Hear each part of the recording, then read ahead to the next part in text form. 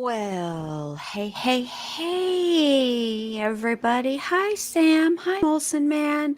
I don't know if anybody else is chatting, but because all I can see is Sam and Molson Man, but it's good to see both of you guys. How's your Wednesday going? Wednesday.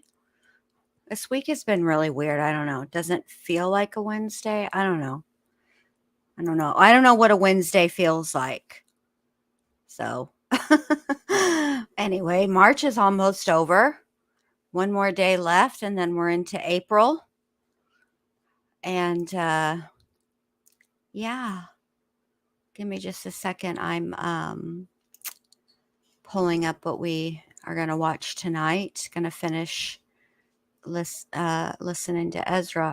I mean, it's not finished. I think there's some more parts, like two maybe. I'm going to look and let you guys know. Let's see.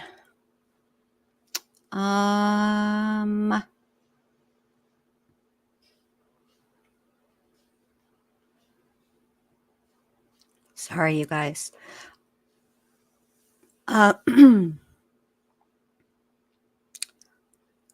think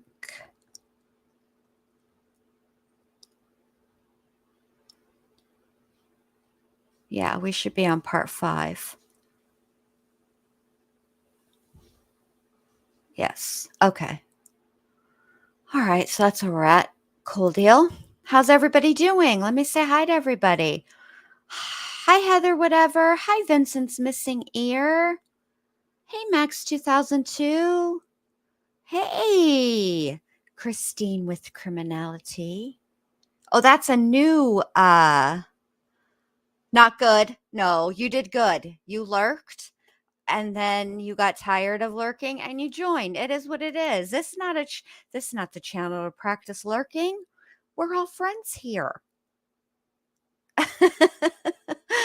Oh, how's everybody doing tonight? You guys ready to watch more cross exam with Ezra? I have to say, and this is really difficult for me to say because I don't want to give Ezra any credit, but I wouldn't be me if I wasn't honest.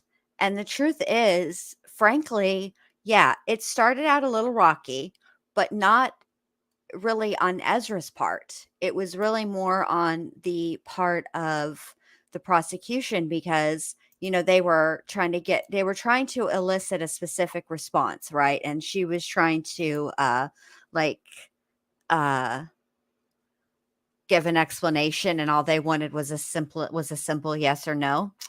And but yeah, I actually thought she held up kind of good yesterday, especially at the part where the prosecutor read something incorrectly. And oh,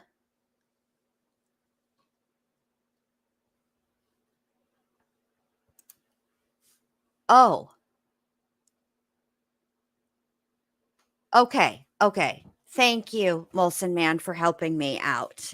um let me write that down so I don't forget, because I will forget. I'm going to the whiteboard. I do have a whiteboard. Do we know if it's going to be streamed for sure or not, Molson Man? I feel like this would be one that would be streamed. And so yeah. I'm gonna have to look into that. I'll find it. But anyway, thank you for reminding me of that, because I needed to pay attention to that, because I was saying that incorrectly, and I'm glad you told me. But anyway, I thought that Ezra did a really good job yesterday. Even when she corrected the prosecutor when he misspoke about a word, and I thought the way that she handled it was good, because had she done it, if she had just corrected him, right, or said something to the effect of, you said XY and the word is Z, right, then it would have been nobody should be timed out. I don't know what's happening. Everybody should be fine. I haven't touched nothing. I don't know what's going on. But anyway, so I haven't touched anything. Nobody should be timed out or expelled. I haven't done nothing. Anyway, I thought she did well. If she had answered him and if she had corrected him by actually correcting him, I think it wouldn't have played well for the jury. But by asking, did you mean, although it does come off because we're not, we don't care for Ezra. Um, yeah.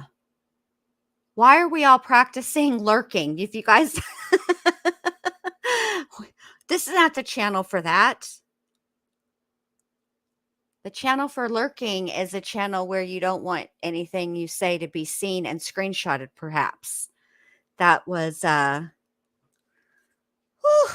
Anyway, so yeah, I thought she did fairly decent. And I haven't heard from Dr. B today, so I don't know if she'll be here or not, probably when it's over. But this testimony is like a little bit longer. It's like it's over an hour. It's like an hour and 9 minutes. So hopefully we'll get into a little bit more of the text message that were exchanged, because I feel like there's going to be some little kernels of truth either in the text message exchanges or the Instagram DM. So I'm kind of looking forward to that. Hey, Le Chat Noir. Oh, it just did it to me too. That was weird. So, oh, now I'm all weirded out, you guys. I feel like Molson Man, there's no way they're not going to stream that trial. No way. There's no way. I feel like they will. So, Shmita taught me a trick on how to watch for it. And so, and I'll just keep my eyes out. We've got a couple of weeks to go before, we have to like scramble to find it. Hey, Amelia Sparkles. Um, Speaking of sharks, so I was watching WFLA today or yesterday, sorry, and they spotted a great white shark off the Gulf Coast, but not I don't not visually.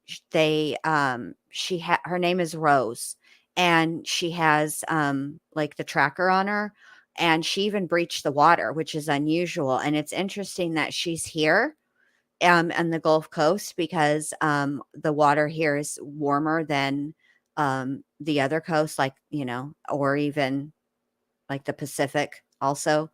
It's and they typically like colder waters, but she's supposed to be like 600 pounds.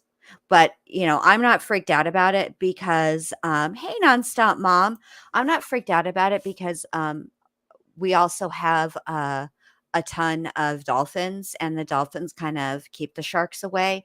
But what I am worried about is, so this time of year is when the manatees come, and they're protective. And oh no, I didn't see that, Christine. I didn't. But yeah, I'm worried for the manatees because they're protected here. And, sharks eat manatees, and they're the cute. I mean, they're just the cutest little things ever. And they're not really little, but they're super cute. And, um, they, there's, some intercoastal waterways and like, where, that are, that have, like condos built onto them, and then behind the condos is the boat decks or what, or boat docks, and there's decks obviously, and the manatees come up there. And so if you can't get okay, so if the manatees are in the water, you can't get in the water to touch the manatees. However, if you are in the water and the manatee comes up to you, then you can touch them. I don't know who enforces that, but I guess it's like a, code of ethics. But yeah, they're super cute. And yeah. I'm not afraid of the sharks. Like, I mean, this is how I feel about it. Whatever will be, will be. You know what I mean? If I'm supposed to go out by shark, that's how I'm going to go out. You know what I'm saying? So, yeah. I remember I watched it too. When it came out, not when it first came out, because I have to look. I don't remember when Jaws actually came out, but um it was on cable, and I was like 8. No, I was older than that, probably like 9. And we were in La Jolla. We were spending the summer with my aunt, and it came out on on cable, and we all watched it, me and my cousins. And then, like, the next day, we went to the beach, and all of us were kind of freaked out. But then I was like, man, no, there's no like killer great, they're not going to come and get us this close. We didn't go out like super duper far. We were just swimming. You know what I mean? So, yeah, it did kind of freak me out too. But I have a great admiration for sharks, and I think they're beautiful. They're scary, no doubt, and they should be feared. But I think they should be respected, you know? So, yeah. Yeah, I totally, I'll have to look for that, Christine. I'll have to look for that. But anyway, yeah. So, I guess, we should probably just go ahead and get started with Miss Ezra. All right, here we go. Let me fix this real quick. I have to speed them up because I can't watch it on regular speed. It's too much for me. All right, there we go. And now. All right, let's continue to page 5370.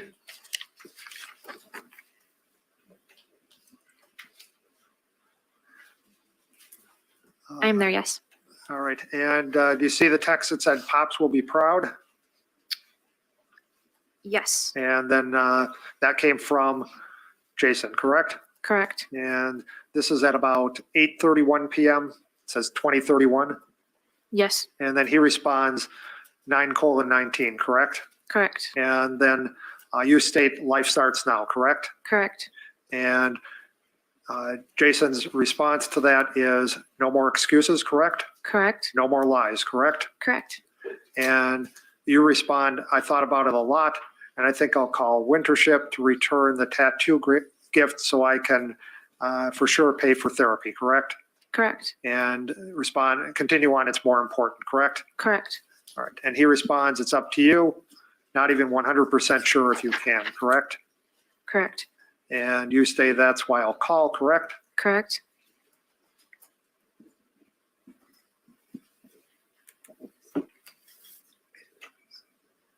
And continuing to the next page, which is 5371, you see the last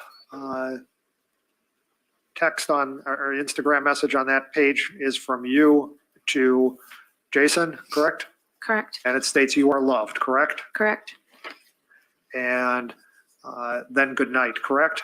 Correct. And then Jason responds, good night, Ezra, correct? Correct.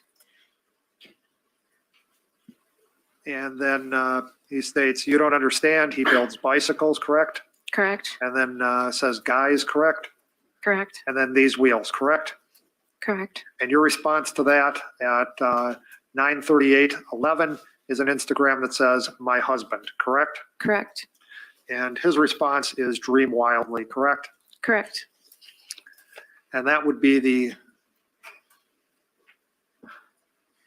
last Instagram outside of it looks like a photo or some type of link that's received between you and Jason Mengel on March 21st of 2018, correct? Yes. Well, that explains why I watched it on cable, because I wasn't even born until 77. You can keep that up there for now. We'll probably be talking a little more Thank about you, that. Max. So let's get to So much. March 22nd of 2018. You woke up that morning, correct? Yes. And you had to find your keys that morning, correct?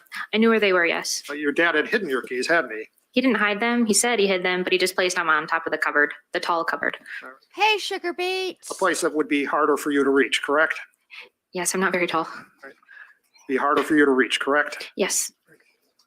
And he did that because he told you you shouldn't be driving, correct? Yes. And I think in your interview with Detective Prock that we heard the other day, there was something about insurance, correct? Yes. It was about insurance. And you had to walk to get your car, correct?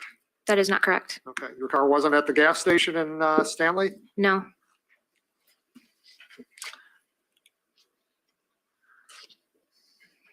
And then you drove over to Alex's house, correct? Correct. All right. And that's the first place you went when you got to Eau Claire? Eau Claire, yes. Yes, that is correct. But you told Officer Reeves when you talked to him that you went to Racy's first, didn't you? Which officer was Officer Officer Reeves was the Eau Claire police officer that you talked to at the hospital on March 22nd of 2018. There's a lot about speaking with individuals in the hospital that I don't remember. Okay. You told Detective Prock when you were interviewed on March 23rd that the first place that you went, I'm sorry, on March 24th, you told Officer Prock that the first place that you went was Racy's, correct? Yes. That wasn't true, was it? I had misstated. Yes. It wasn't true, correct? Yes. I'm still using my the liver reason that you were emulsion, going man, so I to can't play that Meet game. I'm Alex sorry. was to return a heating pad and a bookmark. I had said that. Yes. I just had some various things. The heating pad for sure. And there was an enclosed porch on Alex's residence, correct? Yes. It's And Enclosed. you could have left the heating pad and the bookmark on that porch, correct? yes. You never told Detective Prock when you talked to him on March 23rd that you were going to or wanted to show Alex your journals, did you? No. You never told Detective Prock when he interviewed you on March 24th that you wanted to show Alex your journals, did you? No, I don't believe I did. And you never actually showed Alex your journals, did you? We just discussed them. Yes. You didn't show him your journals, did you? Not physically. No. That's a no? Yes. Sorry. And you agree that when you went to see Alex on March 22nd, that Alex was afraid of you, correct? That is not correct. All right, well, let's take a look. Can you turn to 5161 in Exhibit 420? Yep. Your Honor, it appears that the times may be off by an hour. I'd have to look at it to be sure, but I'm not going to dispute the counsel is correct, but it may be that the times on March might be at the end, towards the end of March, might be off by an hour. They might have been adjusted for standard time versus daylight savings time. So. I thought it was before the original what the actual UTC was, and it was daylight savings time. That's all. Daylight savings time, and I understand, and I checked it, would have started March 11th, and I don't have a problem with the court taking judicial notice of that. Any issue with that? No. Okay, the court will take judicial notice of that fact. Are you at 5161?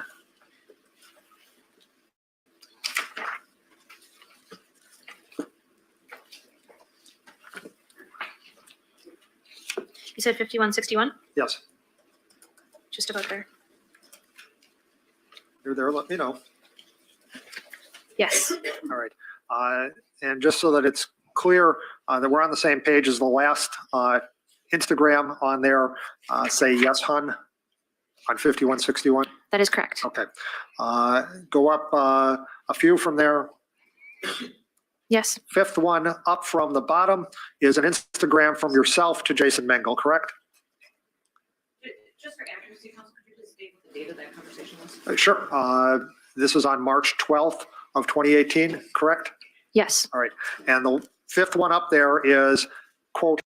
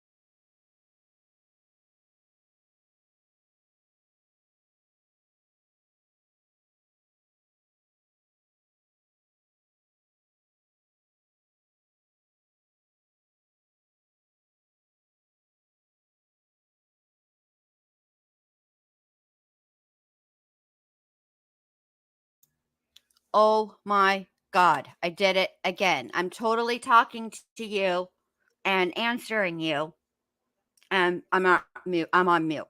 Okay. So I would say that Ezra is 9. She's not quite a schma business. And the reason I say that is because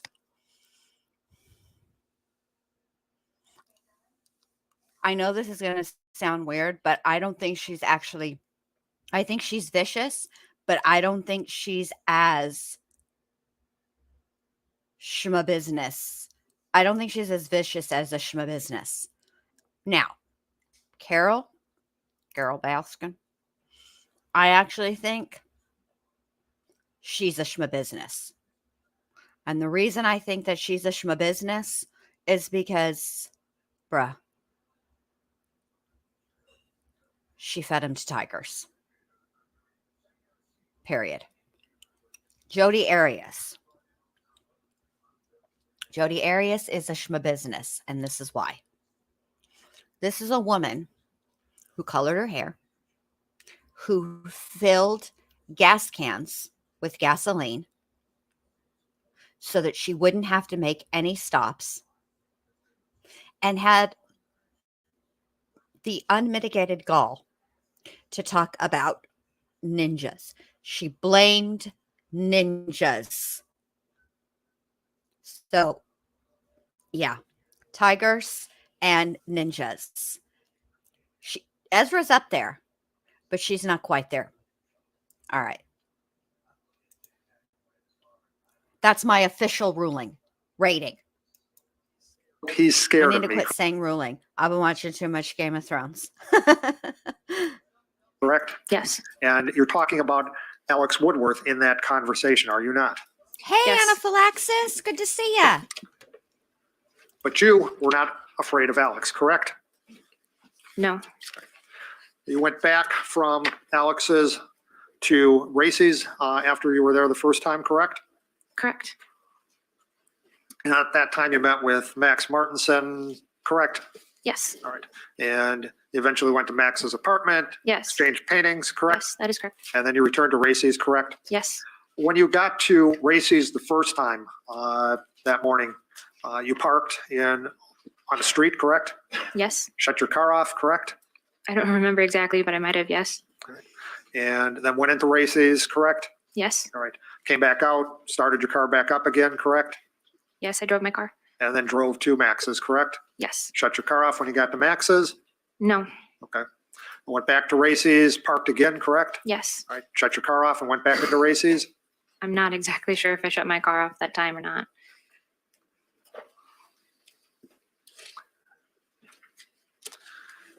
And I just want to talk very, very briefly about the clothes that you were wearing that day. I want to start with that yellow shirt that you had on. Okay. Yes. That was the shirt, Talking about a yellow shirt or yellow sweater? no, the yellow shirt. The last layer of clothing, the yellow tiger shirt, I believe. Yes, Okay. yes. Oh, That, inside. yes. Okay, Yes. That's why I was confused. Okay. Yes. And that yellow shirt was the one that was closest to your body, correct? Yes. And that was actually Jason Mengel's shirt, wasn't it? That was one of his shirts. Yes. All right. And one that you had referenced to Jason Mengel as sleeping next to because it had his smell on it, correct? Yes. So that shirt was important to you, correct? It was a shirt. Yes. I just liked it. In fact, you had told Jason Mengel in an Instagram message that you were concerned that it had been washed and that would have washed his smell off of it, correct? Yes. The boyfriend smell. And you were wearing some jeans, correct? Yes. And in fact, you told Detective Prock that you had made those jeans, correct? Yes. They were very large when I bought them, and I really liked them, so I had to tailor the waist in quite a bit. Ma'am, my question is, you told Detective Prock that you made those jeans, correct? Yes. You didn't actually make those jeans, did you? I didn't manufacture them, no, but I did alter them. Ma'am, you didn't actually make those jeans, correct? No, I did not manufacture those jeans. You didn't make those jeans, correct? Asked and answered. It hasn't been yet, No, that's it the hasn't been problem. answered. I think just have to answer the question. Okay. Yes. Thank you.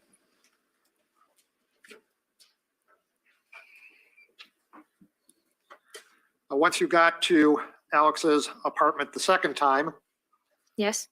you knocked on the door the second time, correct? Yes. Knocked on the door. And then you saw Mr. Studing, correct? Yes. I seen Dave. And eventually Alex came down and answered the door, correct? Yes. And you, without any question, went up to Alex's room with him, correct? There was a brief conversation before we went upstairs. Yes. But then eventually you went up to his room, correct? Correct. Didn't protest that at all, correct? That was our meeting space. You didn't protest that at all, No. correct?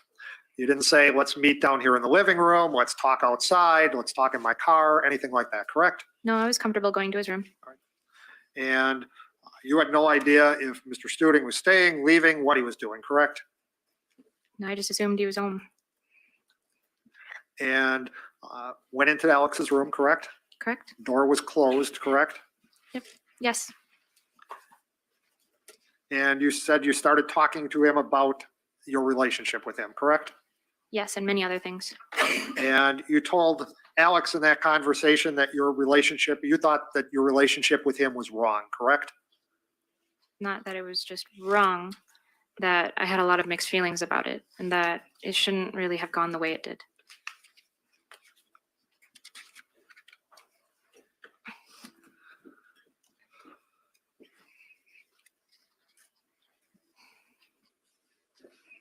You told Alex that you thought the relationship made you feel really like gross and like wrong and things like that, correct? Yes, it brought me a lot of anxiety and guilt.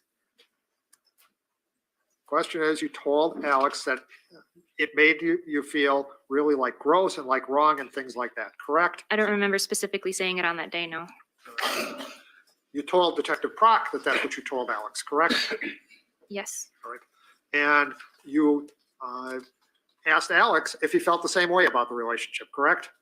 I believe I asked him questions, yes. And Alex told you he didn't feel the same way about it, correct? That is correct, yes. In fact, he didn't feel guilty at all about your relationship, correct? Yes, he didn't feel guilty at all.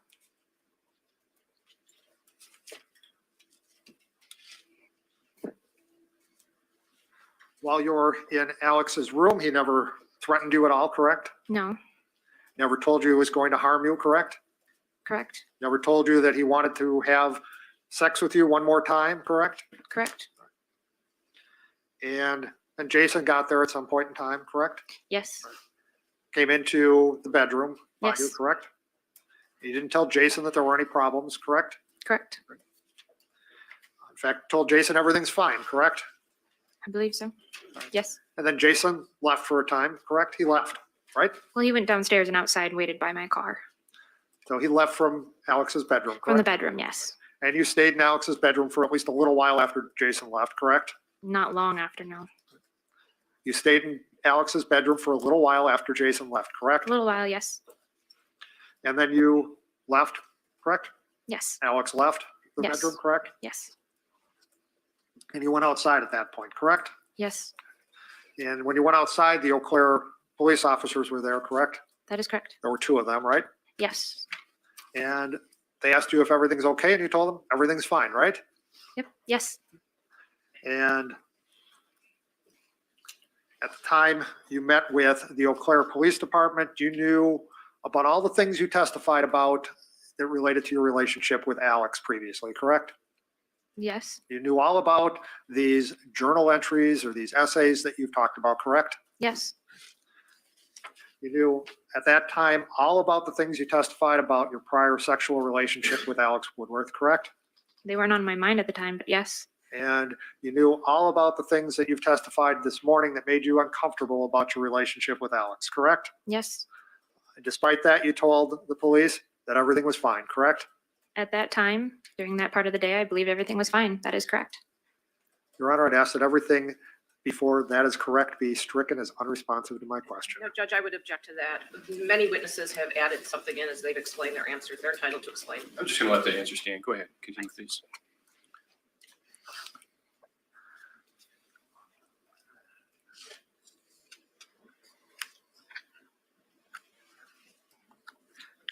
And your plan was at that point in time to go someplace public to talk to Alex, correct? It's what we talked about. Yes, it was on Something- our minds. Yes. Something like a park, correct? Yes, we had mentioned it together. And you were driving when you left from there, correct? That is correct. Oh, by the way, when you were there, Officer O'Neill asked to see your driver's license, correct? That is correct. And he asked you if you could find it, correct? Correct. And your license was in your wallet, correct? Correct. All right. Your wallet was in that center console of the car, correct? I believe so. Well, in fact, you testified on direct Yes. that Yes, it was was. there, correct? That is correct. Center console also was where the knife was, correct? I don't know exactly where the knife was. I believe it was in the center console. All right. And you told Officer O'Neill you couldn't find your driver's license, correct? I think I was having trouble shuffling around. Middle console is full of a lot of papers and things also. You told Officer O'Neill you Yes, that I couldn't was having find your trouble finding it. Yes. driver's license, correct? That is correct. Can you describe your wallet for us? Just kind of a regular wallet. How big is it? Smaller, just a regular leather wallet. Your I mean, is it typical wallet. a wallet that you put in a pocket or is it a larger wallet that you put in your purse? It's a smaller one. I don't usually carry a purse. So after you're done talking to the officers, they leave, correct? That is correct. All right. And then you talked for a short time with Jason Mengel, correct? That is correct. And then drove off, correct? Yes, we left. And when you drove off, you were the one driving the car, correct? That is correct.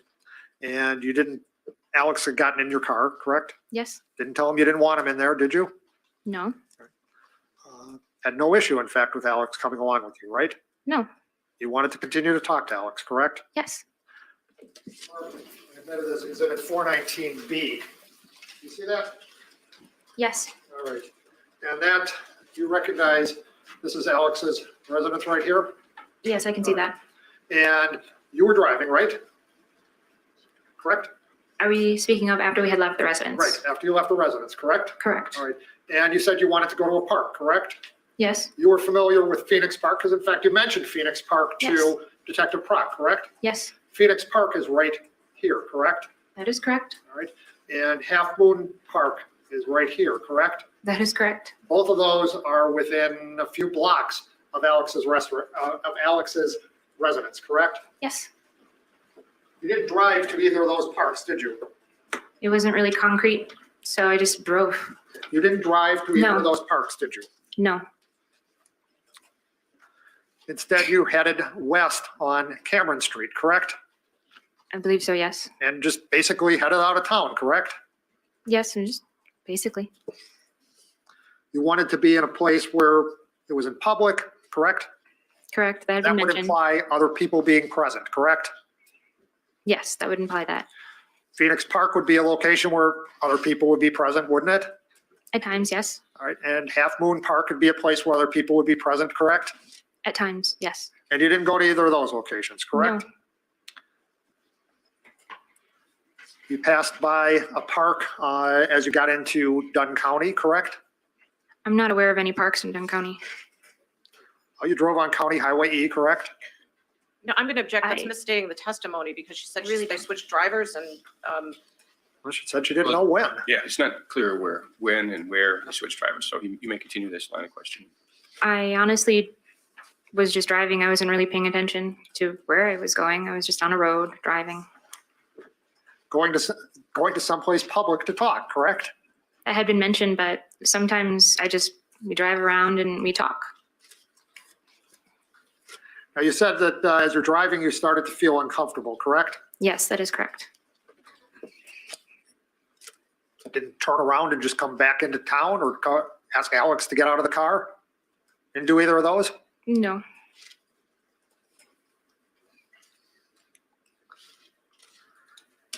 Now, I seem to recall when you talked to Detective Prock that you told him that Mr. Sipple seemed familiar. Do you recall that? Yes.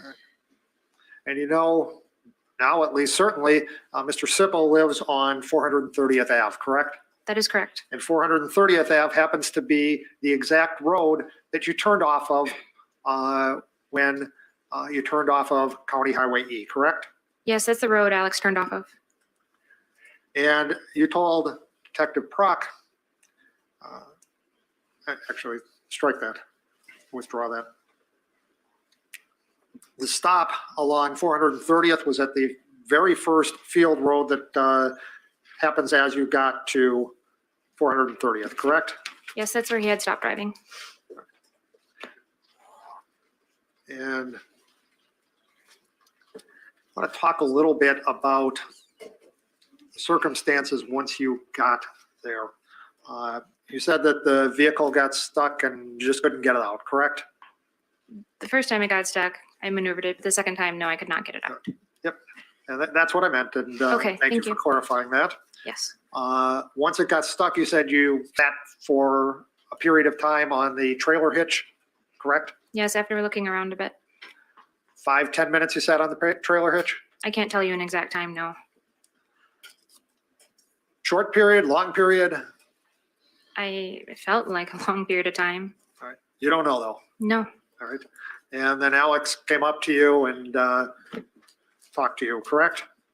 he didn't really speak. It was more of an action. Okay. He hugged you, you said, correct? From behind, he approached me and he hugged me. So let's talk about you're getting in the back seat. You Yes. said you got in the back seat and your story today was that you laid down on your back, correct? Yes. Isn't it true that you told Detective Prock? No, I'm going to object. That misstates the testimony. She said she went on the back seat, she was curled up in a certain way, and then she turned on her back. Yes. Jury heard the testimony, so they decide. You told Detective Prock that you were actually on, and well, all right, well, let's just complete it then. Your story that you told the jury today was that when Alex got into the car, you were on your back, correct? Yes, I had been repositioned myself after I felt him approach. Ma'am, my question was, your story that you told today when you testified was that when Alex got on top of you, you were on your back, correct? Yes, when he had gotten top of me, I was on my back. And in fact, when you met with Detective Prock and then Investigator Conkey, you told them that you were on your stomach when Alex got on top of you, did you not? I don't exactly remember, no, but I've seen it and I've read, yes. Ladies and gentlemen, do any of you need a recess? Maybe nobody wants to. These ladies and gentlemen need a recess, so we're going to take a recess. So look here. I think he's doing a really good job because she wants to portray herself to the jury as not quick to anger, not quick to be, not reactive, not overly emotional. And you can see each time he addresses her as ma'am, she is uncomfortable and she squirms in her seat. She has a very, hold on a second. She has a very visible physical reaction to the tone. I don't know that it's so much the word ma'am, but the tone of voice he's using when he calls her ma'am, Ezra is not a fan of. And so yeah. Yeah, it's a lot.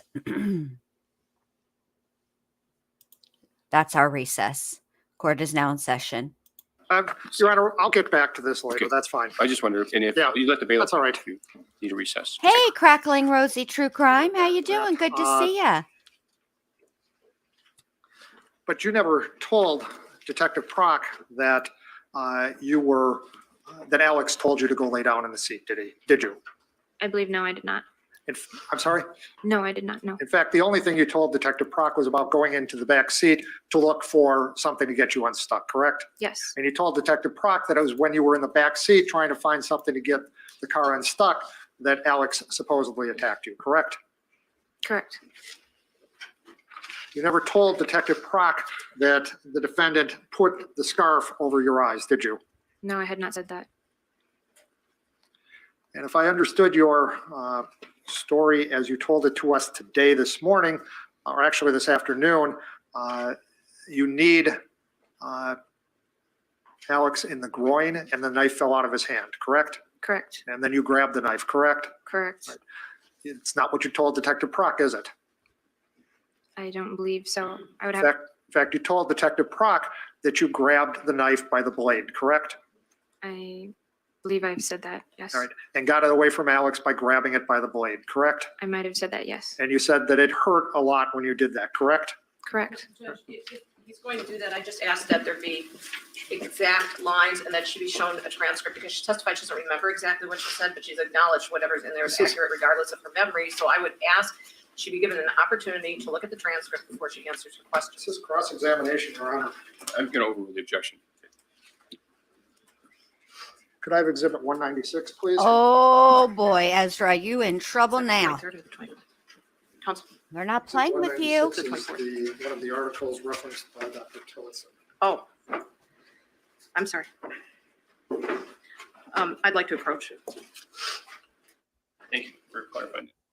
All right, there's no objection out there at this time. Please switch to the just a moment. Now, you were present in court earlier in the trial when Dr. Tillotson testified, correct? Correct. And you were also present in court when Dr. Tillotson testified at an earlier hearing, correct? Correct. And you were present when Dr. Tillotson showed a photo that is part of Exhibit 196 that shows what a hand would look like when it would grab a knife by the blade, correct? That's not his testimony. What he testified about was what was in a learned treatise by Spitz and Fisher. Specifically, you saw this photo at both the pretrial hearing and at the hearing at this trial, correct? Yes. So now your testimony was that you got the knife out by kneeing Alex in the groin, correct? That is correct.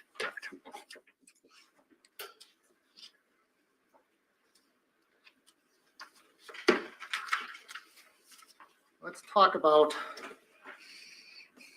where you were. You're absolutely right when about you that, Le Chat-Noir. There's Stabbed you- Alex various times. First off, which hand did you hold the knife in? I assume it was my right hand.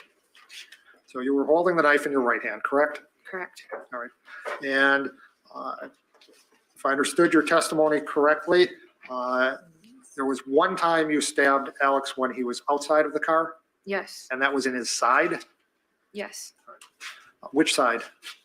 I can't answer that. Okay. You don't remember which side? I just remember reaching around and stabbing Alex. Yes. In the side. Yes. And he had his coat on at the time, correct? Yes. And you also stabbed, the rest of the times you stabbed him, he was in the car, correct? Correct. He was on top of you, correct? No. You stabbed him, when you stabbed Alex in the side of his head, he was in the car, correct? Correct. When you stabbed him in the genitals, he was inside the car, correct? Yes. When you stabbed him 3 times in the left side of his neck, he was inside the car, correct? That had happened in the car. Yes. When you stabbed him the other 2 times in the left side, he would have been in the car then, correct? I believe so. Yes. And when you stabbed him in the stomach, he was in the car, correct? Yes. When you stabbed him in the right leg, he was in the car, correct? I don't know precisely each wound. I just know all of this happened in the car. Yes. And well, and you were here when Dr. Mills testified to where Alex was all stabbed, correct? Yes. And you stabbed him then the 2 times in the back when he was in the car, correct? Yes. And the 3 times that you sliced across his neck, he was in the car, correct? Correct.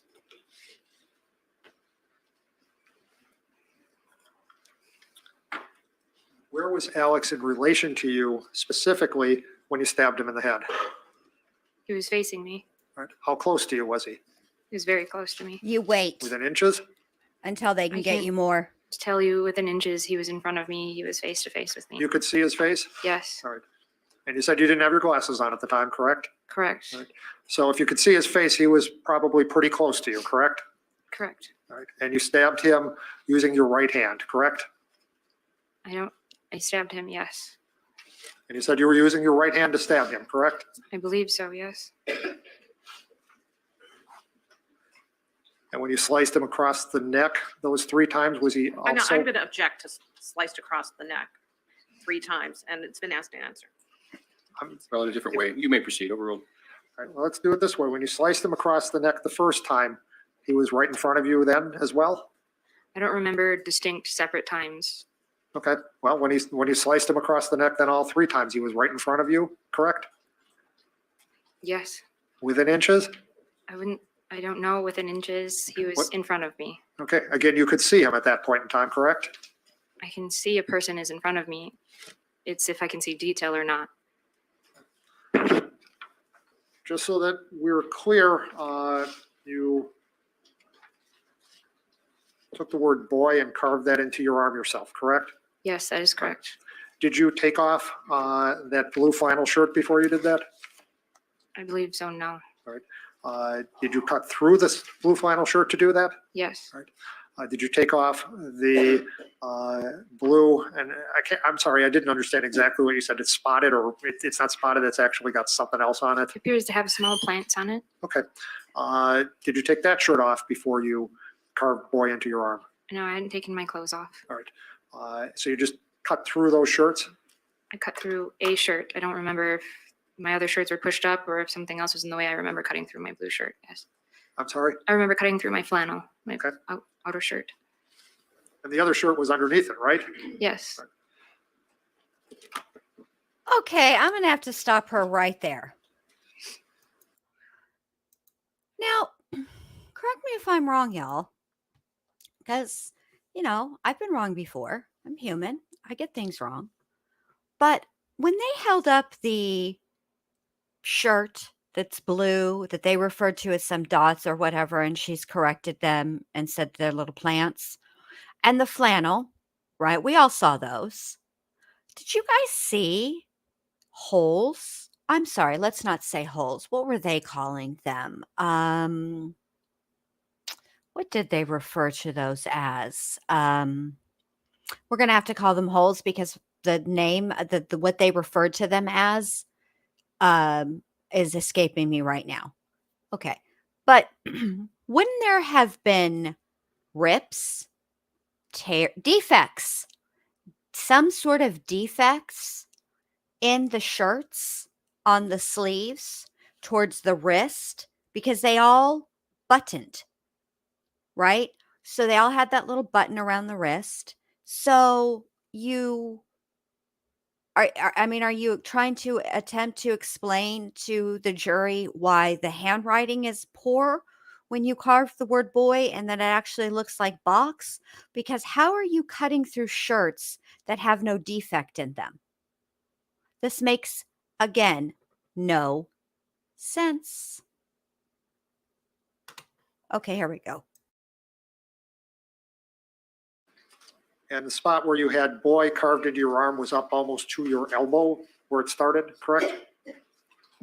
I believe so, yes.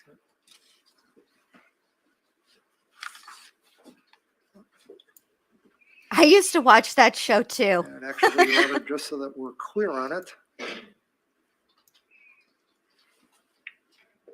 could you switch to my computer, please? I'm showing Exhibit 317 at this point in time. That's your arm, correct? Correct. All right, and it appears to be almost up to your elbow where the B starts, correct? It's lower than that, Right. but it's near, yes. All right, and then continues down to about probably halfway down your forearm, correct? I would say the word itself is in the middle of my forearm. All right, thank you. Now show the shirts. Oh, sorry. I'm sorry. I forgot that Chick has a headache, and that was loud. My bad. Now show the shirts. So after you did, Sorry, and you were, Chick. I think you said by the trunk of the car when you did that? Yes, All right, and after you did that is when you took off running from there? yes. All right, down that muddy road? It was stumbling, falling. It wasn't like I was running, but Okay. running in a All sense, right. yes. That's fine. And fair enough. But that's when you took off down the road, correct? Correct. All right. And went right from the trunk down the road, correct? Correct. Can we switch to my computer again? I have exhibit 72 up. So can you, and here I'm going to give you a laser pointer. Could you show us on here where Alex was laying down when you left from that area?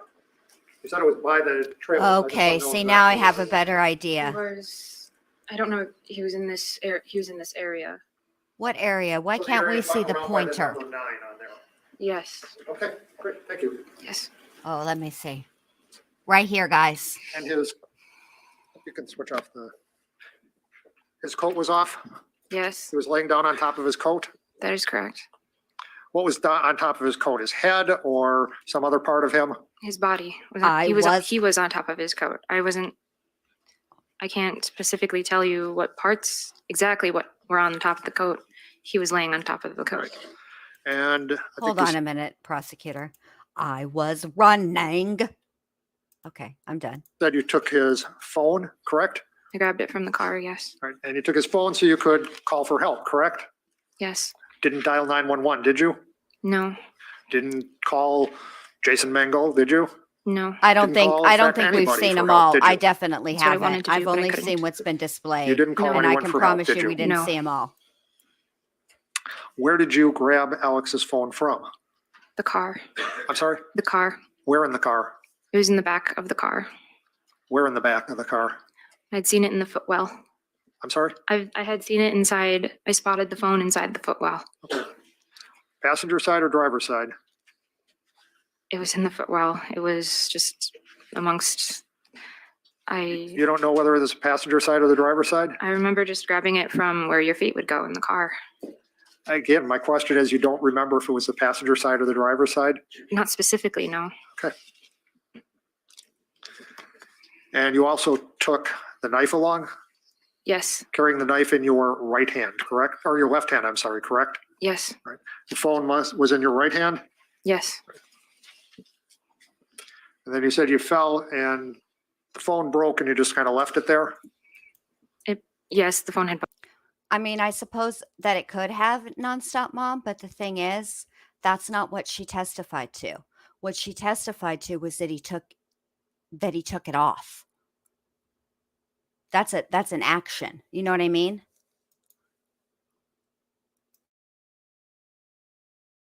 Busted a part of it. And then but you kept the knife with you at that point? It was still in my hand. Yes. And you carried that knife until you got to the driveway of Mr. Sippel's daughter's residence, correct? I had dropped it in the ditch. Yes. And that's where you dropped it in the ditch, correct? I believe so. Yes. Just before you got to that driveway, correct? I don't know exactly. I've seen the photos, so I know where it was, but from my memory, I don't know exactly what place I dropped the knife. None. And in the Nonstop, photos, it Mom. shows it No dropped sense just before that driveway, correct? Yes, that is what the photos show. at all.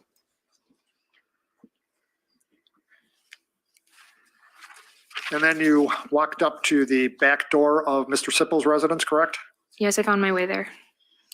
You walked up to the back door of Mr. Sippel's residence, correct? Yes, And rang the doorbell a number of times, correct? rapidly. Rang the doorbells a number of times, correct? Correct. And when you got there, you went there to try to get help, correct? Yes, And first thing you asked Mr. Sippel to do was to call or take you to a hospital, correct? that's what I've heard. Yes. Right. You did not ask Mr. Sippel to call the police, did you? No, You didn't ask Mr. Sippel to make sure no one else could get there, correct? Get in there, correct? no, You didn't ask Mr. Sippel if he had anything to protect you at that point, correct? no. But you did ask him to take you to the hospital. Yes, I've heard that. Yes. That's what you asked him, correct? Yes. You never told Mr. Sippel that the person that you are claiming assaulted you was lying severely wounded back where your car was stuck in the mud, did you? No. So I just wanted to say something about this. This is going to sound so weird. She's actually thinking in a very logical way when she answers this. So think about why would she be adamant about ringing the doorbell rapidly? Because she's trying to convince the jury that she was scared, that she was panicking. And when you want to get somebody's attention, right, you need to get help, even though you could have called, you could have not chunked the phone and used it yourself. Bottom line, let me speed this up. This is going to go in a long way, but she's thinking very logically in this moment. She wants to point out to the jury that she was ringing the doorbell rapidly as it was a sense of urgency because she needed to get immediate help. So it's ridiculous. And it's coming across as disingenuous and lies. I wanted to say that louder, but I'm going to be considerate of our pal, Chick, because headaches are the worst. You never told Mr. Sipple that you had stabbed Alex Woodworth? No. Yes, Heather. Shortly after. Hold on a second. I don't want you arrived at guys to miss this. She totes pulled a Mervin's. Open, open, open, open. That's what happened. Only this time it was with the doorbell. Mr. Sipple's house, law enforcement officers began to arrive, correct? Yes. A number of them arrived at the residence, correct? Yes. And at that point I in see what you time, mean. You knew Well, she remembers there all were of it. there were all these law enforcement there, right? Yes. You knew you were safe at that point in time, didn't you? What is hard for me with this is that I don't remember much ma'am. from that interaction. If the answer is no, that's fine. You can say no. If you don't know the answer, that's fine. Yes. But just tell me, the question is, you knew you were safe at that point in time, Judge, correct? I She has a don't right to know. explain if a question can't be answered by yes or no. Other witnesses have certainly done it. This court has permitted it. And I'd ask that the same consideration be given by Mr. DeFore to Ms. McCandless. Well, that's just fine. If she can't give a yes or no answer, can't answer the question, then you tell him you don't remember. Yes. Can't answer the question. I That's you, don't. Judge. I don't remember. No. Okay, fair enough. And after law enforcement got there, you got in the ambulance with the paramedics, correct? Yes. Right. And you didn't tell, by the way, you didn't tell law enforcement that your car was back stuck on that mud road or that farm road, correct? Yes. You didn't tell the law enforcement officers that first got there that you had just stabbed Alex Woodworth a number of times, correct? Correct. And you didn't tell Mr. Wayne, the paramedic, that there was this other person that was lying there with a bunch of stab wounds in him, did you? No. Didn't tell him that maybe Alex was dead or dying there or needed help, did you? No.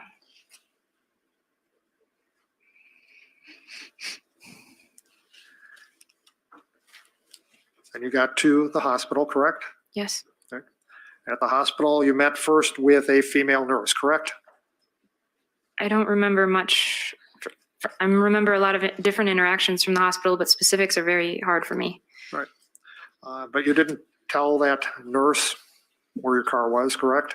That is correct. All right. In fact, at the hospital, you told people at the hospital that what happened at Owen Park, didn't you? That's what I've seen and heard. Yes. That's what you told them, wasn't it? Yes. And you knew at that point in time that nothing happened at Owen Park, didn't you? Yes. Did not tell that first nurse that you met with that somebody was attempting to sexually assault you, did you? Can you please repeat that question? Sure. The question was, you didn't tell that first nurse that you met with that someone was attempting to sexually assault you, did you? I don't remember what I told the first nurse. Then it's true that what you told them is you don't remember what happened, correct? That is correct.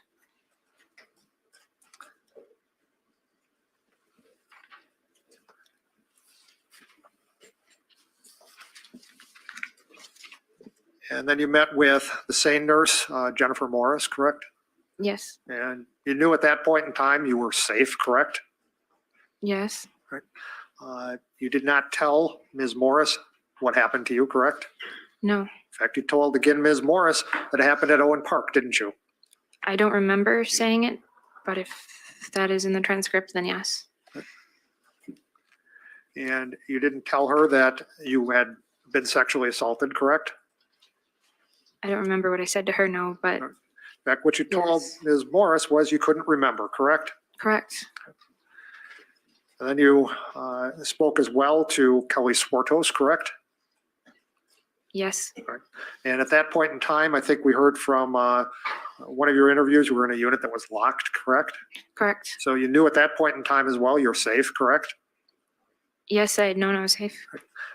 And you didn't tell Ms. Swartos what happened to you with Alex Woodworth, did you? I was not ready, no. You didn't tell her, correct? Correct. You told her you couldn't remember, correct? Yes. And at that point in time, you knew what happened, didn't you? There was only bits and pieces of what had happened that was coming back to me. You knew those bits and pieces, correct? Yes, And you knew that it had happened in that farm road near Mr. Sippel's residence, correct? I didn't know exactly where that road was, but I know that it had happened on that road. And you knew that you had stabbed Alex Woodworth repeatedly, correct? Yes, And you knew the story that you told earlier today about Alex attacking you with a knife, correct? no, I don't understand your question. You knew what you testified about earlier today about Alex attacking you with a knife, correct? I only knew parts of what had happened at that time. But you didn't tell Ms. Swartos any of that, correct? No, All you told her is you can't remember anything, correct? correct. Rod, I don't know how much longer the court wants to go. I mean, I'm fine to keep going as long as the court wants to, but I've got a ways to go yet. How much more cross do you believe? Probably more than an hour. All right, and Ms. Fishney, I assume there'd be redirect for a substantial period of time? I would not assume that, Judge. Okay, I'm not even sure there's going to be any. all right. Well, then I think this is a good time to break for the evening. Okay, council wish to go through today's sidebars, or do you want to wait till after the witness is concluded? However the court wishes to proceed, Your Honor, is fine with me. All right, well, let's get through some of these. I'm going to go back to approximately 8:47. It was during direct examination. Exhibit 697 was discussed at the sidebar. There is a portion of Exhibit 697 which was objected to by the state because it was a journal after March 1st, and it was expected that, given that Ms. McCandless and Mr. Woodworth were not together during that period of time, that there wouldn't have been an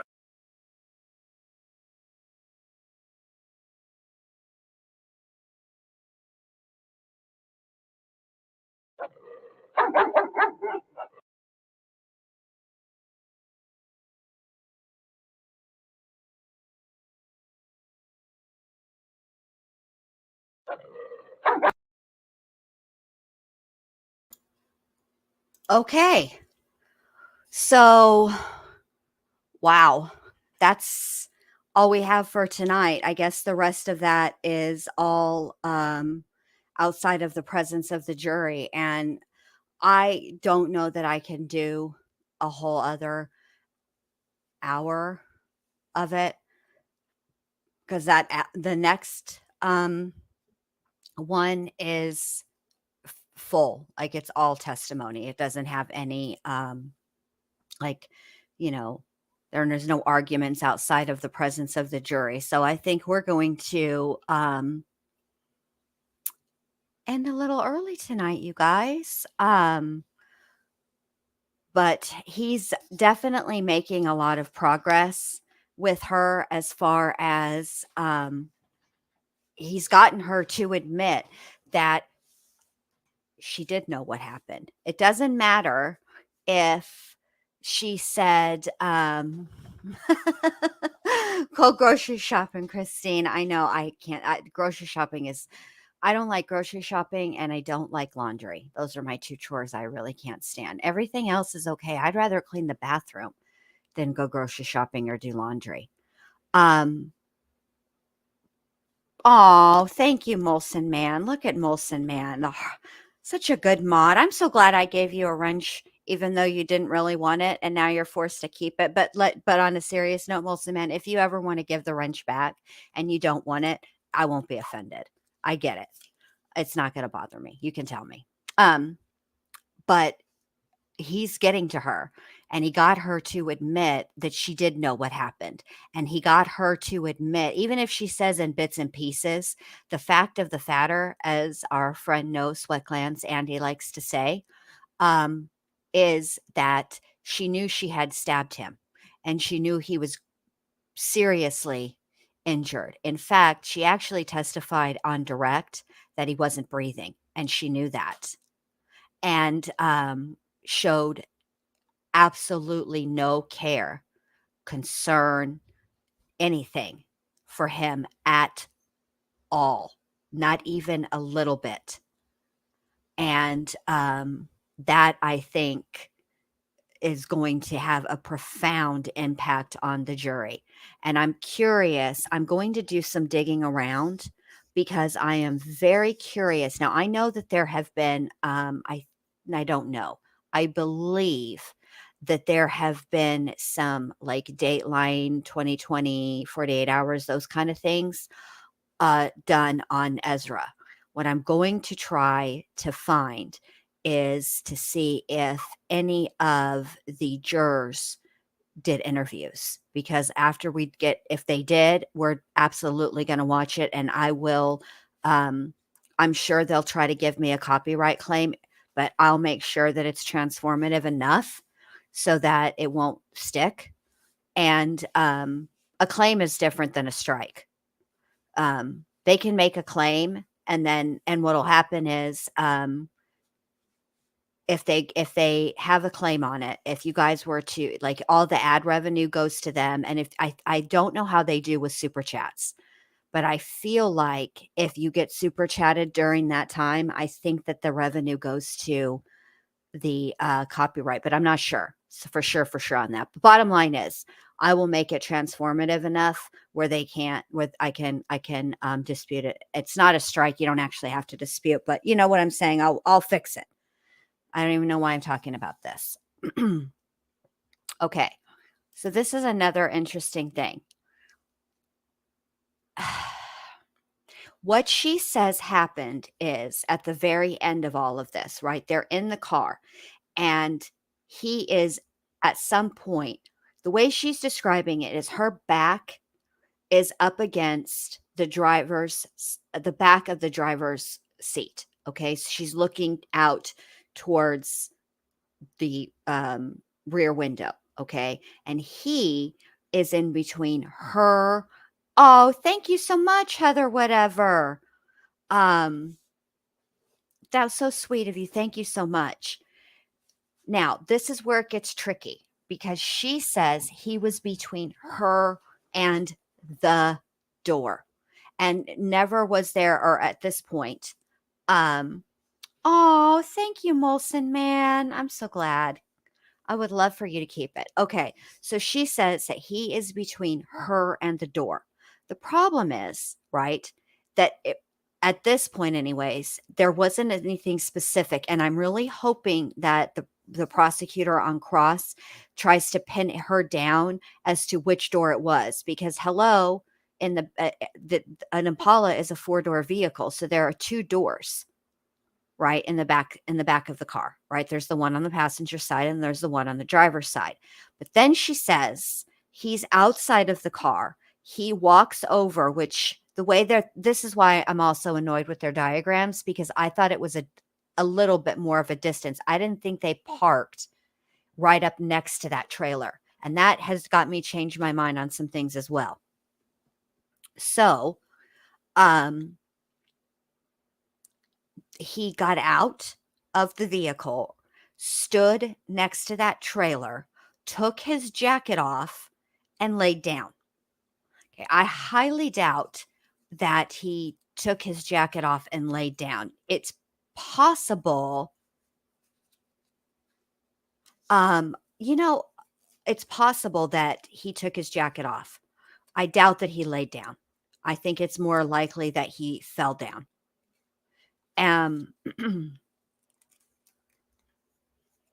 So that's the problem, is that there are no pools that I can remember. Like, you would expect when you're listening to her tell what occurred that day.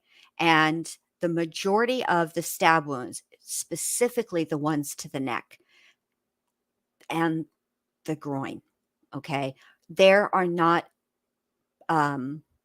pools of blood. It looks like there's cast off and there are smears, but it doesn't look like what you would expect.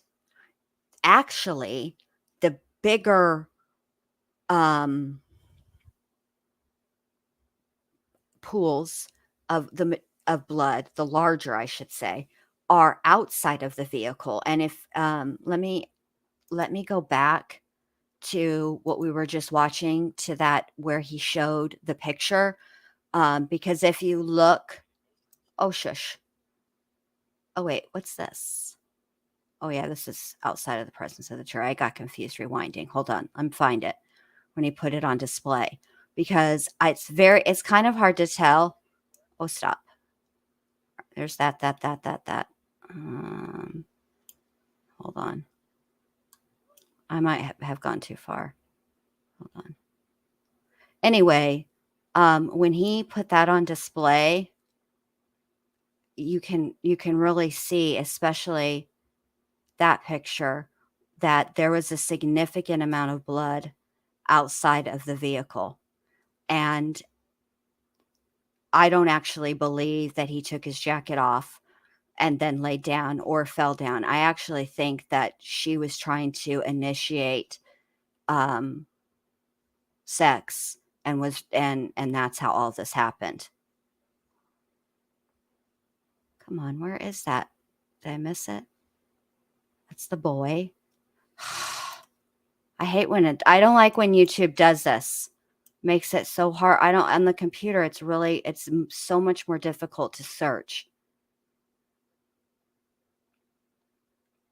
But yeah, her story makes no type of logical sense on any level. And none of it matches the forensicing. None of it.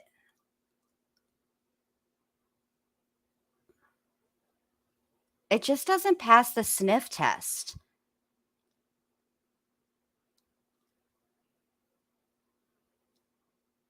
Why can't I find it? There's that.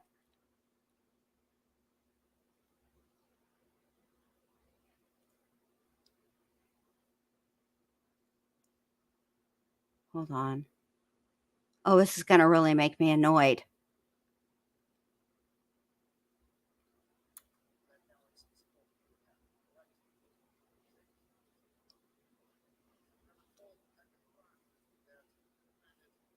See, it was before this. Why can I not find it?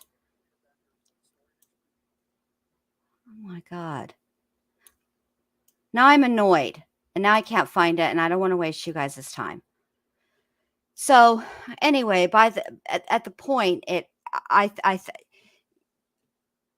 but it's not like one spot. It's pools. And I really want to, this is going to drive me bananas. How am I missing this? Because now I don't even remember where it was in the testimony. I know it was definitely after this. Hold on. I'm going to go this way. Because it seems like it was sort of like at the end. You know what I mean? Wish I had a timestamp for it.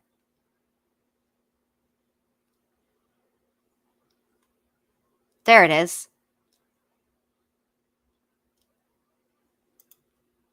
Hold on. Let me share the screen. Gosh, took me a while.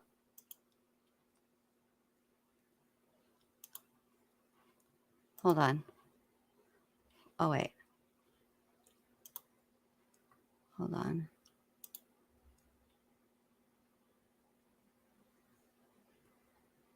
Oh, she was?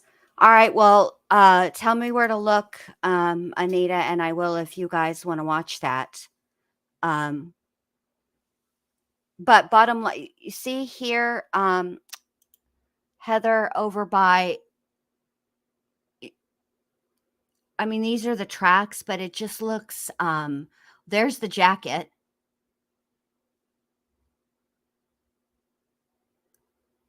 It's kind of hard to tell from this picture. I don't know. Now I'm distracted by this.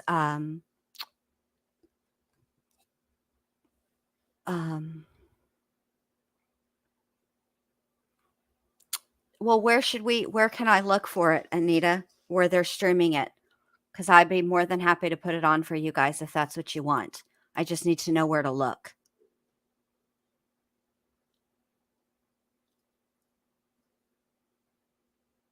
I don't want to stream ICTML because that's another content creator and like that's not cool. I'll just let me hit up the Googles.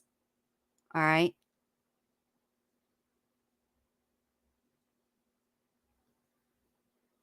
All right, hang on. I don't want to stream somebody else.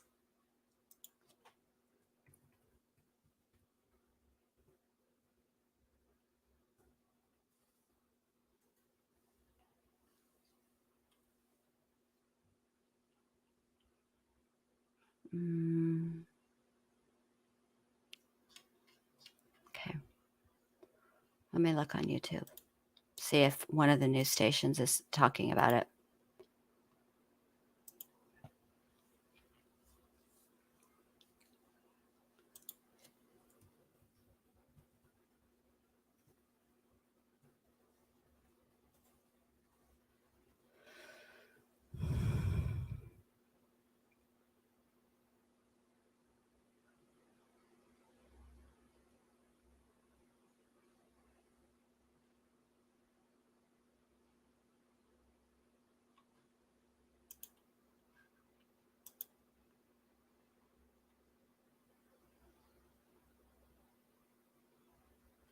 This is so sad. And let me see if I can find a,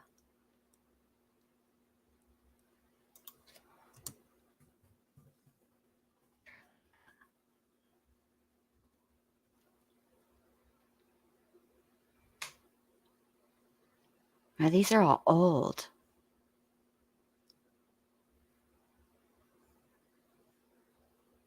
Okay, hold on. Let me switch my account on this one. Because I have I have more stuff that I search. I mean, that I have more subscriptions on my Genlu one than I do on my. Yeah, I don't see.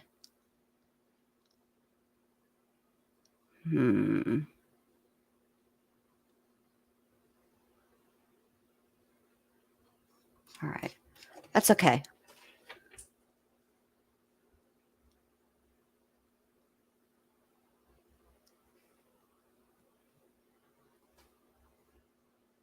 Okay, hold on a second, you guys. Oh my God, why is this taking so long?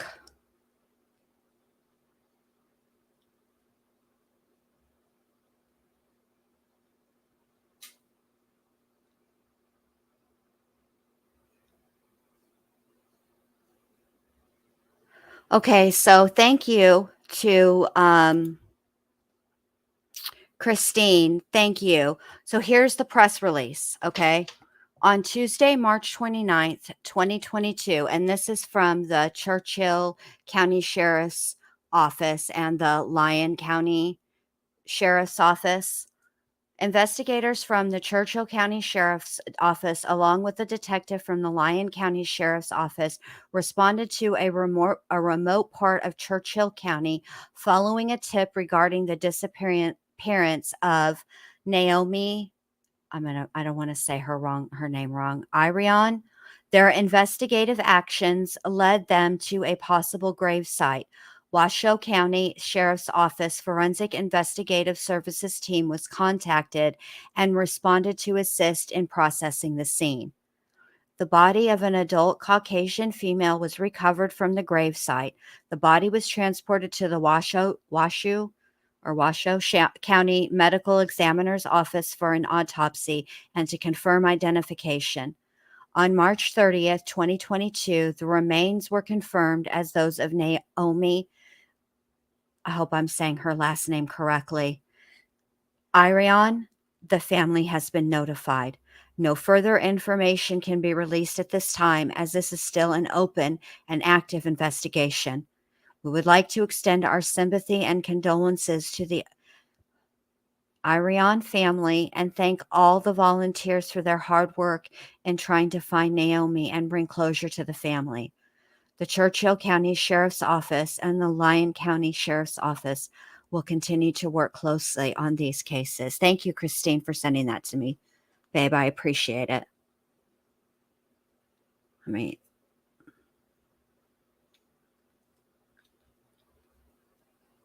wow. Irion? Okay. Thank you, Christine. Irion. There isn't anything currently, and I think that's because they've issued a press release, and I think that there's the only people that are going to be talking about it are going to be other like content creators, and you guys know how I feel about that. Like I don't judge other people, but I just don't want to do it because like look, Ickmel, I like him. And I wouldn't be upset if if he's discussing it and you guys want to go over there and watch. I'm not going to stream him. And, when we could all just go over there and watch. I just don't do that. I don't know. It's just me though. So, wow, that's awful. That's so awful. Ugh, that's terrible. Ugh. Is it Ickmel Max 2002? Because I actually like him. And yeah, I don't want to take, I don't know. I just don't think that's for me.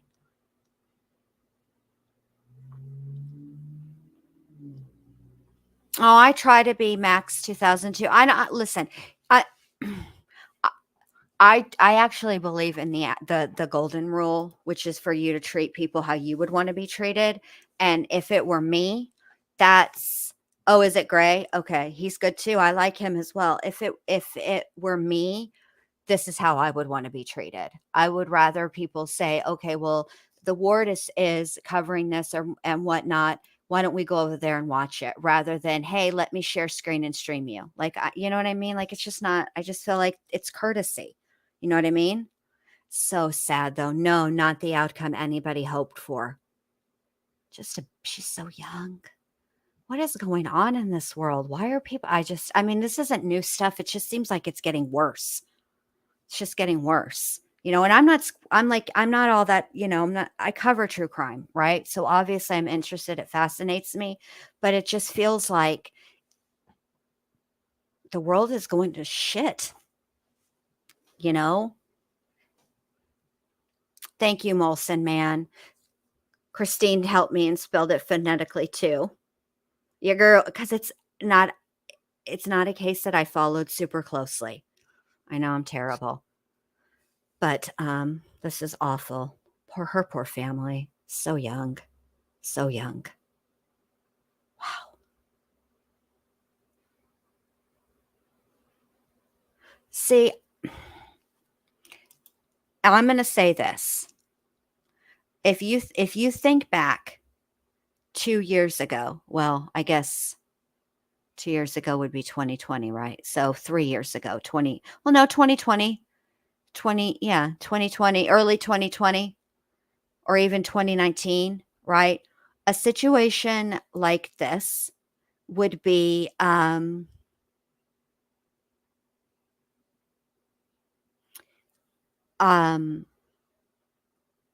person who was accused of committing a crime like this would have a high bail.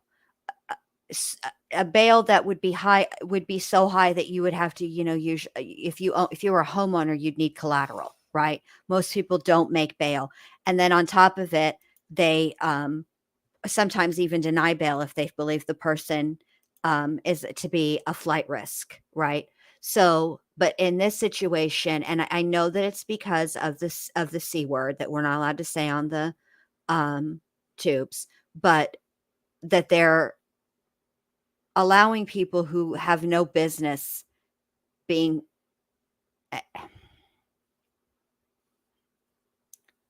I think, I don't know all the things, but I can just say that I think that's why he's getting an ankle monitor, because of the C word. This would not, somebody charged with a crime like this would not usually be granted bail, or if they were granted bail, it would be so high that they would not, it would be almost impossible for them to raise the money to make bail. You know what I mean? And I feel like I do believe in innocence until, that you're innocent until you're proven guilty. But I'm just saying that usually that's how the process works.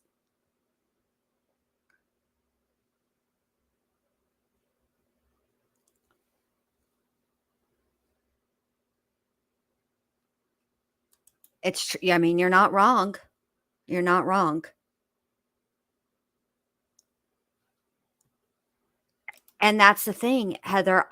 I don't remember what his bail was set at, but it's, most of your average citizens would not be able to make bail on a murder charge. It's usually set like crazy high. You know what I'm saying? So, wow, this is just terrible. Let me take this off the screen. I don't want to look at that anymore. And this is also really good advice.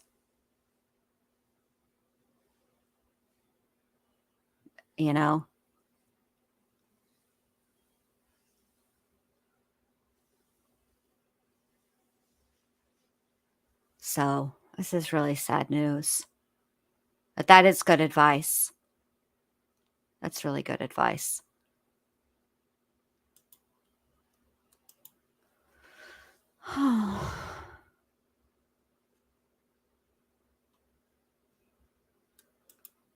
I mean, I think that's really good advice, because if you think about it, right?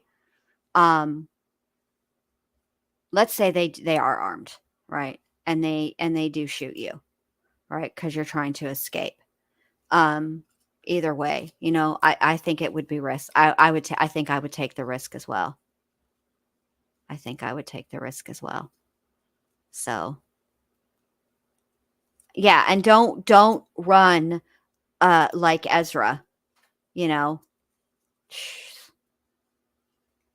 story. I cannot move past that. This is what I can't move past. I cannot move past. I mean, I understand why she had to take the stand. Okay. And to be fair to her attorneys, there's literally, there's,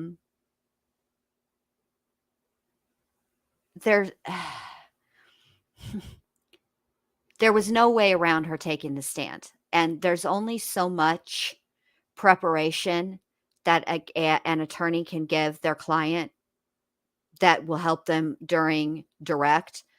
But the more important prep is for cross-examination. And the thing is that you can't really prep your client for subtleties.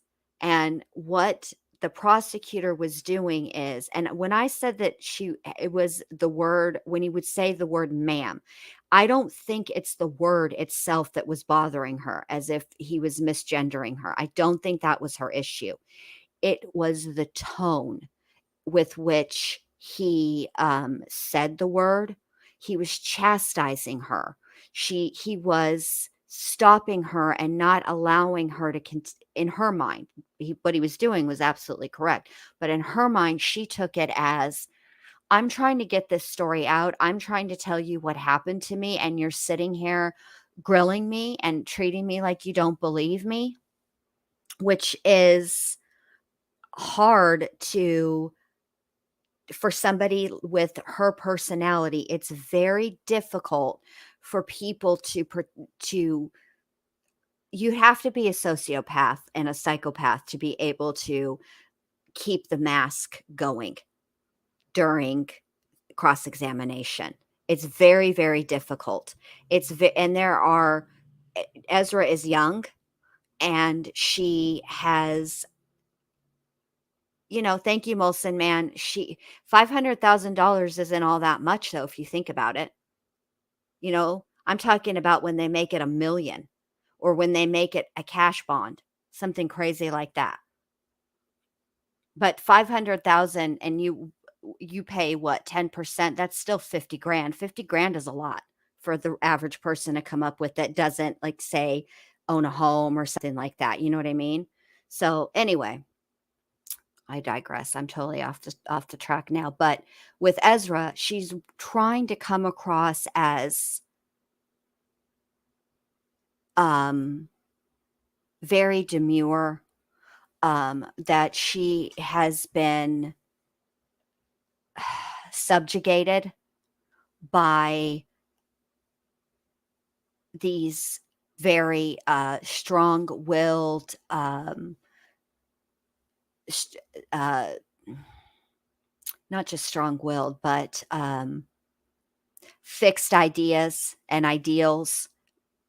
These, that here you have medic Jason, right, who is in the military, and most people who are in the military are, because this is what the military trains you to be, but they're, the military is very ordered and very regimented, and that is how, are you talking about Ezra or Naomi? But that is so, and then on the other hand, you have Alex, right, who was not aggressive, right, in the traditional sense, but had some, this is what they're trying to portray. Oh, you do? Um, I couldn't disagree more. I'm sorry. Do I think that they're okay? I don't want to, that's a little harsh.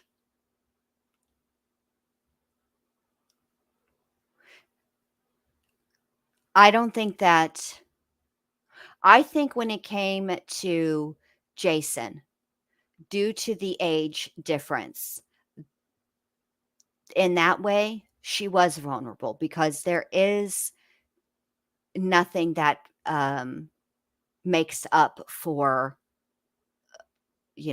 life, and the time that, the years that you've been alive, life experience, right? And there's a big difference between a 19-year-old and a 32, 33-year-old. That's a huge gap with respect to life experience. But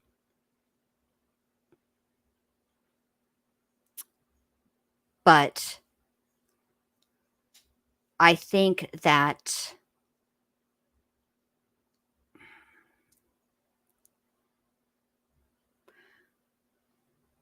in that sense, she was vulnerable. But I also think that her mom saw it for what it was, her relationship with Jason, and discouraged her to the best of her ability. But I think at the same time, as she was vulnerable in that sense, but she was also quite capable of asserting herself when she wanted to. And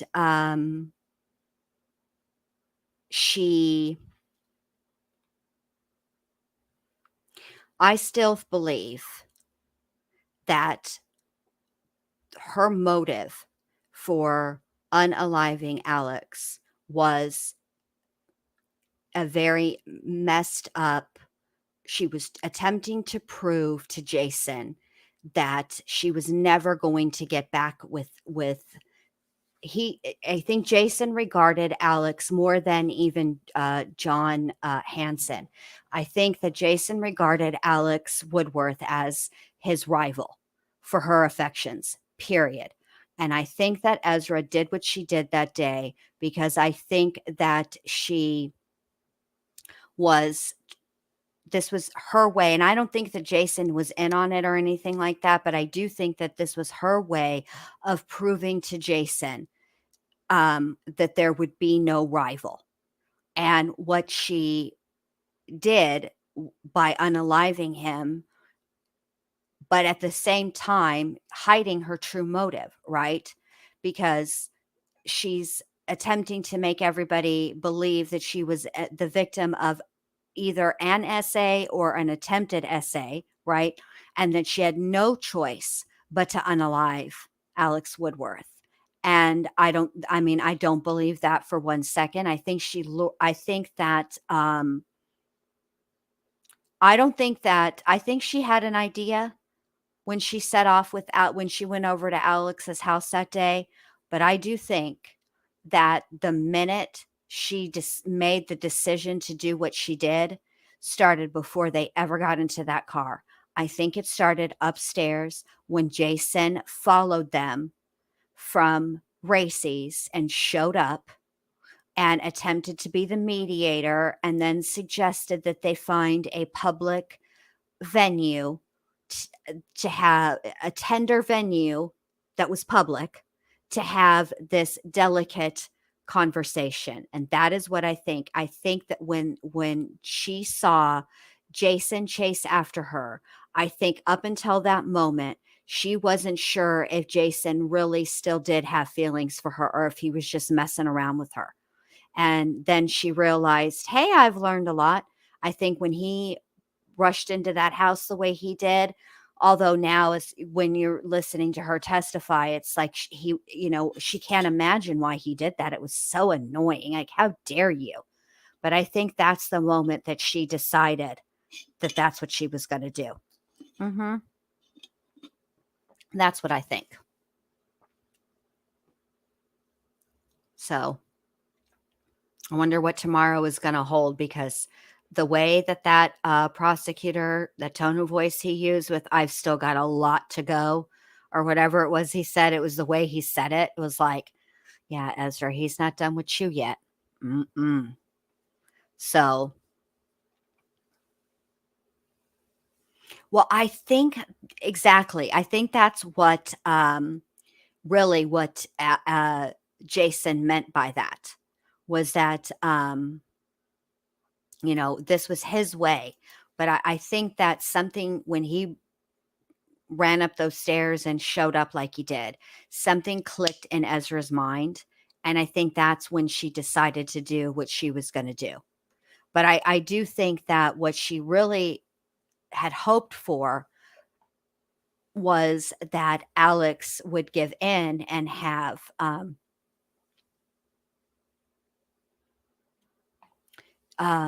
sex with him again. And I think that's what she was hoping would solidify her narrative, which is what she came up with at the hospital, what she told at the hospital. That part of it, that's where the plan went very awry, because you never can predict another person. You know what I'm saying? She did. So I am not 100% sure if they actually ever got to speak at the hospital, because I know that obviously when there was when the cops were called to the apartment, and then not to the, but to the after the situation at Racy's, right? And then there was that whole Ezra made that report. She did want Jason there with her, and he was there with her. But as far as him being at the hospital, I can't think of anybody. I don't think anybody has testified, and Jason wasn't asked if he did go and see her. Which, if I'm thinking about it, honestly, I don't think that she did. Not at the hospital anyway, because after when they came back on the 24th of March. So the murder happened on the 22nd, and there was an interview on the 22nd and the 23rd. But when they came back, I feel like on the 24th, Ezra was in the psychiatric ward. So I don't think that he did ever get up there and see him or her. I mean, I don't think she ever did get to see him. So I just think, yeah, I don't think they did get to speak. And the truth is that when he was on the stand and testifying, obviously, there is still something there.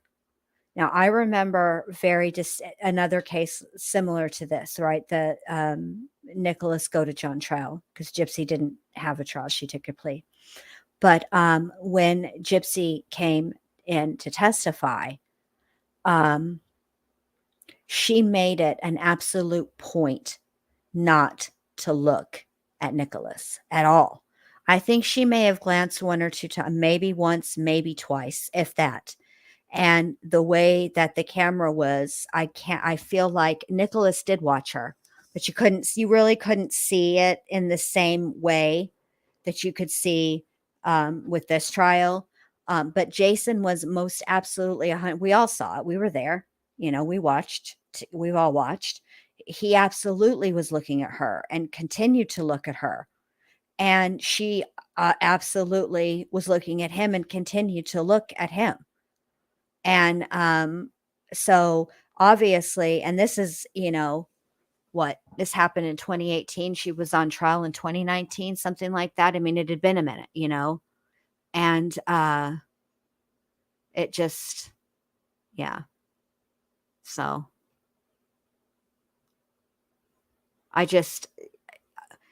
none of it made sense until Ezra said that they had met at the hotel.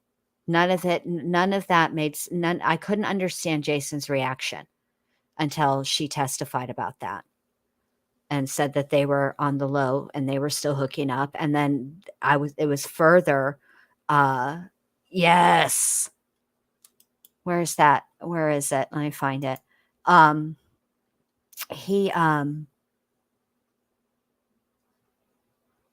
Where's that at here?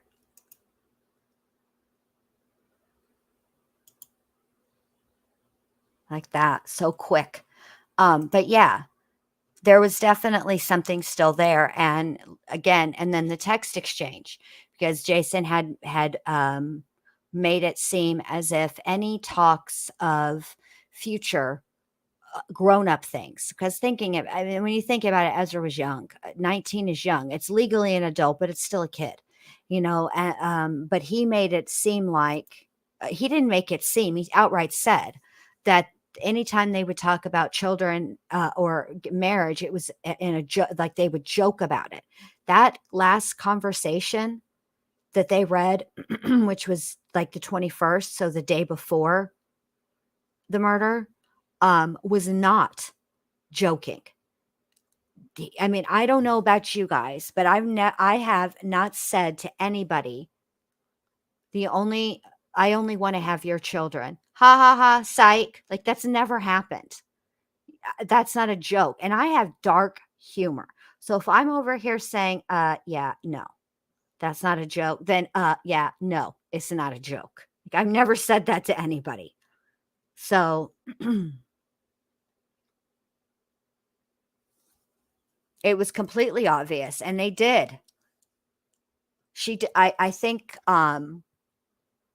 I think they must have said something to her because remember in the beginning of the trial, there was that like brief little sidebar or whatever from her defense attorney about the camera placement and how it was like right in her face or right on her face. And the judge said, well, we can scooch it a little bit, but the cameras are where the cameras are going to be. This is how we've set it up because of the jury, blah, blah, blah, blah, blah. So I know that I guarantee you that they went home. Her attorneys went home that night and they reviewed his testimony. And anytime the camera were panning back and she was looking. So, yeah. It is what, ridiculous. Excuse me, you guys. Sorry. But yeah, that's messed up. I mean, they just her story makes no sense, and I understand that this is the story they had to go with because this is her story or whatever. And I mean, to her attorney's credit, I mean, the story is trash, so it's so difficult, you know, to I mean, she didn't have much to work with. But I'll say this about Ezra. I've watched other people testify, and I'll give you a prime. Okay, so I wish I had all of the video, which obviously I don't, of when Damien was testifying, because the parts that they show in the documentary, they're good. There's nothing wrong with them. It's just that they're sort of clipped together and they're out of order of the actual way the testimony went. And so but I wish I had like the raw footage to show you guys, because it's the way that Ezra's doing versus the way Damien did. Ezra's much, much better on the stand than Damien was. Much better. So anyway, I guess that's it for tonight, you guys. So sad about Naomi, man. What a bummer. That's a bummer. Well,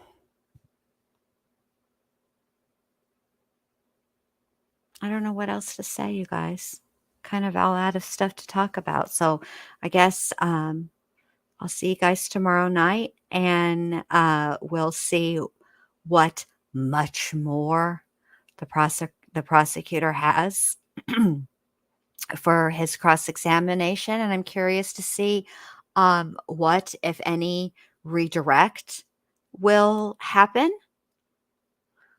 tomorrow, because down the line, because because her defense attorney said, well, I wouldn't assume that, and I'm not even sure there's going to be. But of course there has to be. There's some stuff so far that definitely needs to be cleared up, and she should. I hope she does a redirect, because there should be. But anyway, I want to thank you guys for being here tonight. Thank you to Sam and Molson Man for modding for me tonight. Always, always appreciate it. You guys have been a fun chat as usual. Thank you guys again for coming, and so much for your support. Thank you so much. And I will see you guys tomorrow night when we continue with Ezra McCandless. All right, you guys. I say roast. That's what I say. All right, you guys. Talk to y'all tomorrow. Okie dokie. All right. Bye. Good night.